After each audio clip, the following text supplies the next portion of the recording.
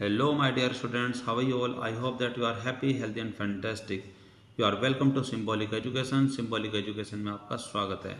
Dear students, पिछली class के अंदर हमने चैप्टर 9 को स्टडी किया, उसकी हिंदी को समझा कि वो चैप्टर आपको क्या बताना चाहता है. इस चैप्टर का नाम है बॉन्ड ऑफ लव, यानी कि प्यार का संबंध, प्यार का बंधन, जो भी आप इसमें कह सकते हैं. इस चैप्टर के अंदर हमने देखा कि एक एनिमल का और एक मनुष्य का आपस में किस तरीके का स्नेह संबंध हो सकता है, मित्रता हो सकती है. तो आज की इस क्लास के अंदर हम इसी चैप्टर के क्वेश्चन सीरीज़ को स्टार्ट करने वाले हैं. तो लेते हैं इसके क्वेश्चंस को और आप एक एक क्वेश्चन को बड़े ध्यान से समझेंगे, जिससे कि आप इस चैप्टर को अच्छे से समझने में योग्य हो जाएं. तो स्टार्ट करते हैं. सो डियर स्टूडेंट्स, शुरू करते हैं इसके क्वेश्चन सीरीज़ को. तो पहले क्वेश्चन में आपके सामने कुछ हेडिंग्स दी गई है इस चैप्टर से रिलेटेड, और आपको इसके अंदर ये बताना है कि जो हेडिंग्स हैं ये कौन कौन से पैराग्राफ से ली गई है. तो इसके आंसर में आपके सामने एक टेबल बना करके बताई गई है, जिससे कि आप अपनी हेडिंग को अपने पैराग्राफ से मैच कर सकें. जैसे कि आपके सामने लिखा है कि एन ऑर्फेनेज क्लब, ये दिया गया है पैरा नंबर 1 में. उसके बाद है ब्रोनोस फूड चार्ट, ये है पैरा नंबर 6 में. An accidental case of poisoning, ये दिया पैरा नंबर 8 में. प्लेफुल बाबा, ये दिया गया पैरा नंबर 12 में. पेन ऑफ सेपरेशन, ये दिया गया पैरा नंबर 14 में. जॉय ऑफ रीयूनियन, ये दिया गया है पैरा नंबर 18 में. And a request to the zoo, ये दिया गया पैरा नंबर 18 में. And island in the courtyard, ये दिया गया पैरा नंबर 21 में. तो इसी तरह से आप अपने आंसर को अपने टेक्स्ट बुक के अंदर जो पैराग्राफ दिए गए हैं उनसे मैच करके आप इनको फाइंड कर सकते हैं. अब हम लेते हैं इसका क्वेश्चन नंबर 2. तो क्वेश्चन सीरीज 2 के अंदर आपके सामने 3 क्वेश्चन दिए गए हैं. तीनों क्वेश्चन में आपके सामने इस चैप्टर से जुड़े हुए कुछ डायलॉग्स लिखे हुए हैं, कुछ सेंटेंस लिखे हुए हैं. तो उससे रिलेटेड आपके सामने 3 छोटे छोटे पॉइंट्स और भी पूछे गए हैं. तो पहले क्वेश्चन में पूछा गया कि I got him for her by accident, कि मैं उसको अचानक ही लेकर के आ गया, यानी कि कोई प्री प्लान नहीं था कि मैं उसको उसके लिए अचानक ही आकस्मिक तरीके से लेकर आ गया. तो इससे रिलेटेड आपके सामने 3 पॉइंट्स पूछे गए हैं. तो पहले में पूछेगा कि हु सेज दिस, यानी कि कौन कहता है.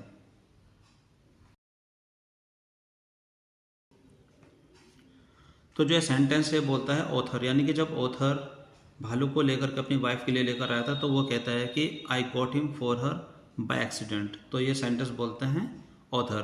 तो सेकंड पॉइंट में पूछा गया कि whom do him and her refer to, यानी कि जो इस सेंटेंस के अंदर हिम और हर है वो किसके लिए रेफर किए गए. तो इसका आंसर में आप लिखेंगे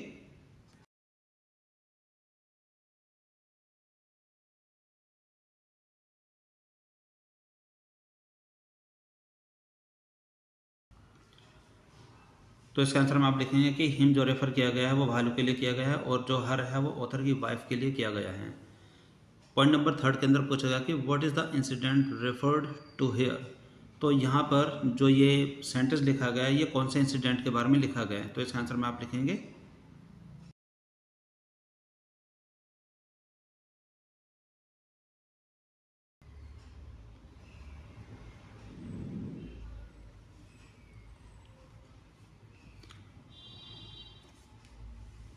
तो यहाँ पर लिखा गया कि जो वो इंसिडेंट है वो बियर भालू को पकड़ने के लिए था. तो इसमें लिखा गया कि the incident refers to the catching of the baby bear. अब है क्वेश्चन नंबर 2. तो क्वेश्चन नंबर 2 के अंदर सेंटेंस लिखा हुआ है कि he stood on his head in delight, वह खुशी के मारे अपने सिर के बल खड़ा हो गया. तो इसके अंदर 2 पॉइंट्स आपसे पूछे गए हैं. पहले पॉइंट में पूछा गया है कि who does he refer to, इसमें ही किसके लिए लिखा गया है. और सेकंड पॉइंट में पूछा गया कि वाई वॉज ही डिलाइटेड, और वह इतना खुश क्यों था. तो इनके आंसर्स के अंदर आप लिखेंगे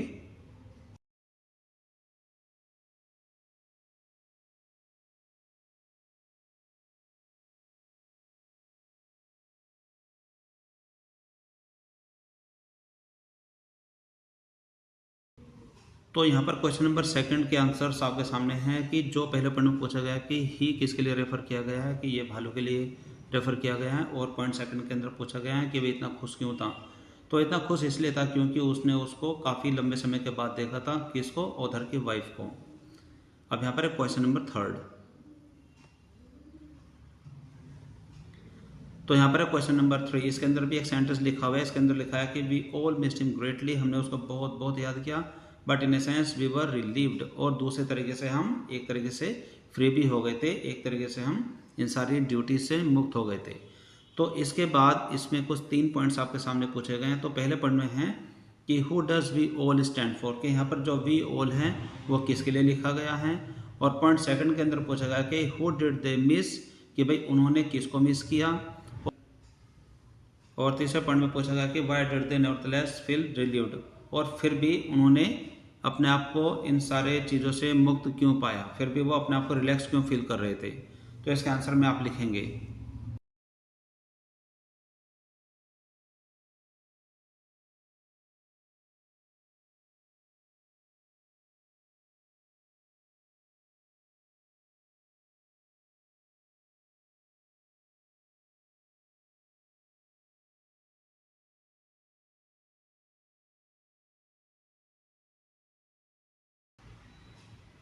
यहाँ पर आपके सामने क्वेश्चन नंबर 3 के आंसर रेडी हैं। इसके आंसर में आप लिखेंगे कि जो पहले में पूछा गया है कि वी ऑल, यहाँ पर किसके लिए लिखा गया कि वी ऑल, इसमें लिखा गया कि the author, his wife and son, यानी कि जो लेखक है और उसकी जो वाइफ है और उनका जो बेटा है।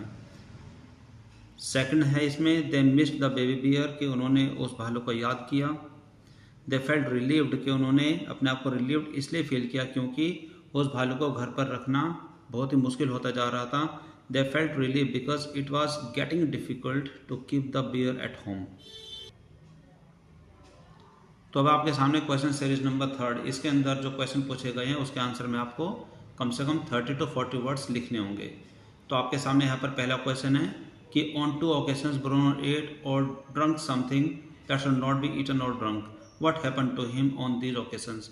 यानी कि दो ऐसी घटनाएं कि जब ब्रूनो ने कुछ ऐसा खा लेता है फिर पी लेता जो कि उसको नहीं खाना चाहिए था, उसके बाद ब्रूनो के साथ क्या होता है। तो इस क्वेश्चन के अंदर ये पूछा गया, तो इसके आंसर में आप लिखेंगे।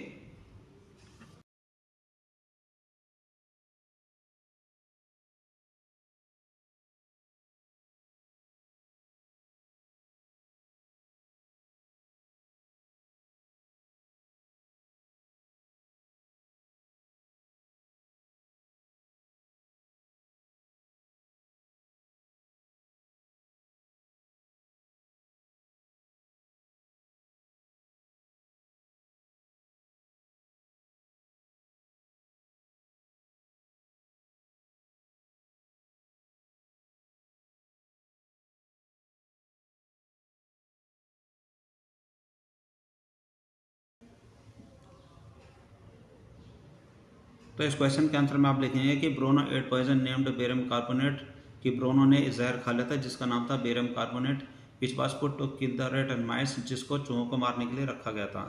पैरालाइजिस set into the extent that he could not stand on his feet, कि उसकी बॉडी में पैरालाइजिस हो गया था और उसका इतना ज़्यादा असर था कि वो अपने पैरों पर खड़ा नहीं हो पा रहा था।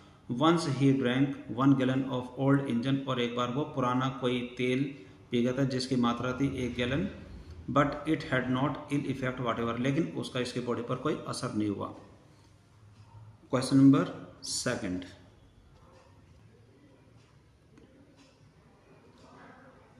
क्वेश्चन नंबर 2 के अंदर आपसे पूछा गया कि was Bruno a loving and playful pet, कि क्या ब्रूनो एक लविंग और प्लेफुल पेट था, क्या वो बहुत ही प्यारा और प्लेफुल पेट था। Why then did he have to be sent away, तो क्यों उसको दूर भेजा गया। तो इसका आंसर में आप लिखेंगे।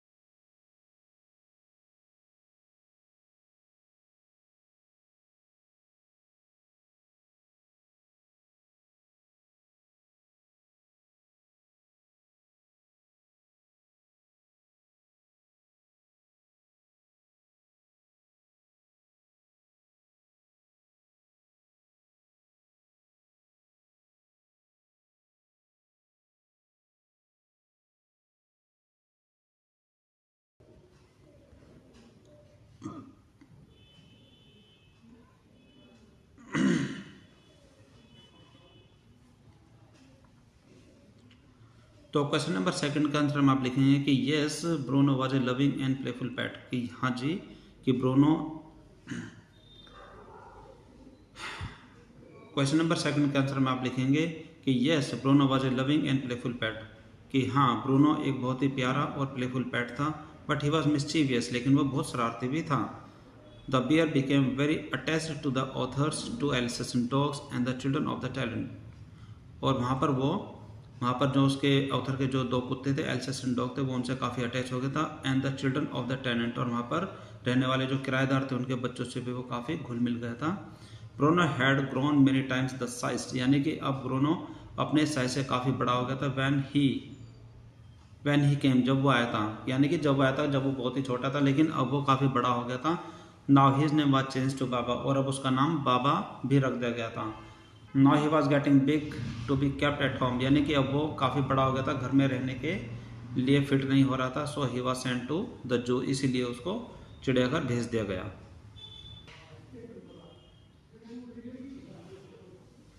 क्वेश्चन नंबर थर्ड में पूछा गया है कि what was the problem of what to do, यानी कि क्या किया जाए, ये ऐसी कौन सी समस्या थी जो कि ब्रूनो के साथ थी, और फाइनली उसको कैसे सुलझाया गया। तो इसका आंसर में आप लिखेंगे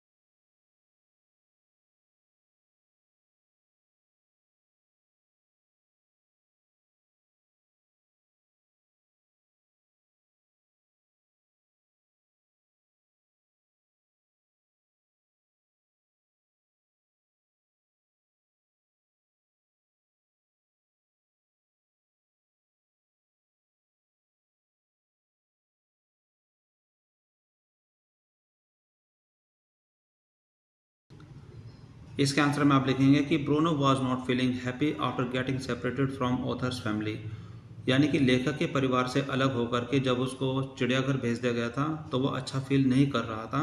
ही was getting weak every day, और वह दिन प्रतिदिन कमज़ोर होता जा रहा था। The author's wife went to Mysore to meet Bruno, author की जो वाइफ होती है वह ब्रूनो से मिलने के लिए मैसूर जाती है।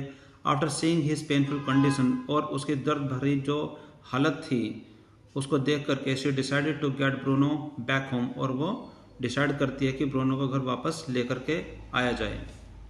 उसके बाद आप इसमें लिख सकते हैं कि the author and his wife made special arrangement for Bruno, कि ऑथर ने और उसकी वाइफ ने ब्रूनो को घर पर रखने के लिए खास विशेष इंतजाम किए गए थे। And created all facilities for him, और उसके लिए सारी सुविधाएं मुहैया कराई गई थी।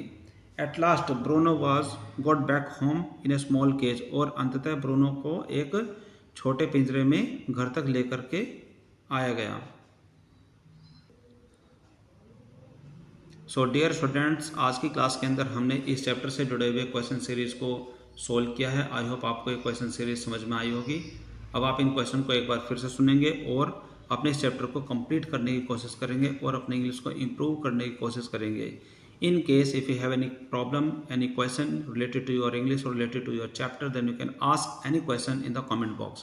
अगर फिर भी आपको कोई भी क्वेश्चन रहता है जो कि आप पूछना चाहते हैं, तो आप अपने क्वेश्चन को, और जो भी कुछ आप इस चैप्टर के बारे में कुछ कहना चाहते हैं, हमारे लेक्चर के बारे में कुछ कहना चाहते हैं, कुछ बताना चाहते हैं, कुछ शेयर करना चाहते हैं, तो आप अपने आइडियाज़ को, अपने विचारों को कमेंट बॉक्स में लिख करके हम तक पहुँचा सकते हैं।